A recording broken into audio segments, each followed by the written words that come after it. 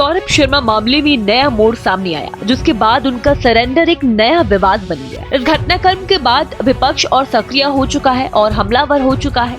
इस मुद्दे पर वो तीखे बयान दे रहा है। सौरभ शर्मा के सरेंडर के बाद अब इस मामले में राजनीतिक बयानबाजी तेज हो गई है। कांग्रेस विधायक और उपनेता प्रतिपक्ष हेमंत कटारे ने इस मुद्दे पर गंभीर सवाल खड़े किए। उनका कहना है कि सौरभ शर्मा के कोर्ट में पेश होने और फिर बिना किसी कार्रवाई के वापस जाने से ये सवाल उठता है कि जांच एजेंसियां की कार्यप्रणाली पर कहीं न कहीं संदेह किया जा सकता है। हेमंत कटारे ने कहा, ये समझ से परे है कि एक आरोपी जो इतने बड़े मामले में शामिल है, उसे बिना किसी ठोस कार्रवाई के कोर्ट से बाहर कैसे जाने दिया।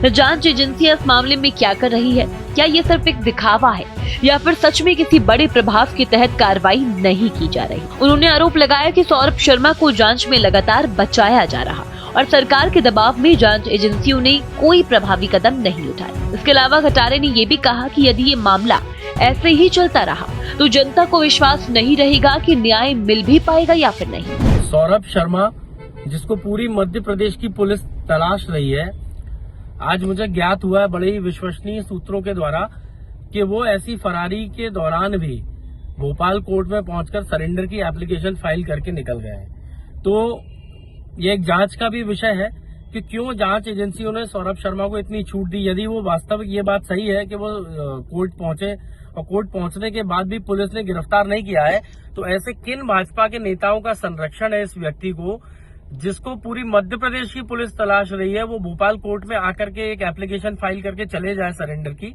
तो ये बहुत चिंता का विषय है।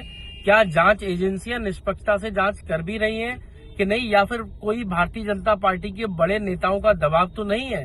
जैसे कि मैंने आपको अभी एक प्रेस कॉन्फ्रेंस के माध्यम से बताया था कि भूपेंद्र सिंह जी ने कैसे नोटशीट करी, एक कलेक्टर साहब के पत्र का संज्ञान लेकर के दबाव डाल करके सौरभ शर्मा की फर्जी नियुक्ति करवाई थी।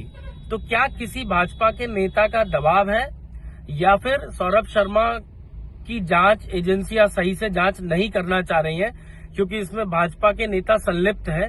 पूरा प्रकरण क्या है, मुझे लगता है न्यायालय को संज्ञान लेना चाहिए और साथ में जांच एजेंसियों को भी इसमें अपना रुख स्पष्ट करना चाहिए। विपक्ष इस मुद्दे को लेकर अब और आक्रामक हो गया है। सौरभ शर्मा का सरेंडर और इसके बाद की स्थिति ने राजनीति में हलचल पैदा कर दी है। कई विपक्षी नेताओं ने आरोप लगाया कि सौरभ शर्मा के खिलाफ जांच कमजोर की जा रही है और मामले को दबाने की कोशिश की जा रही है।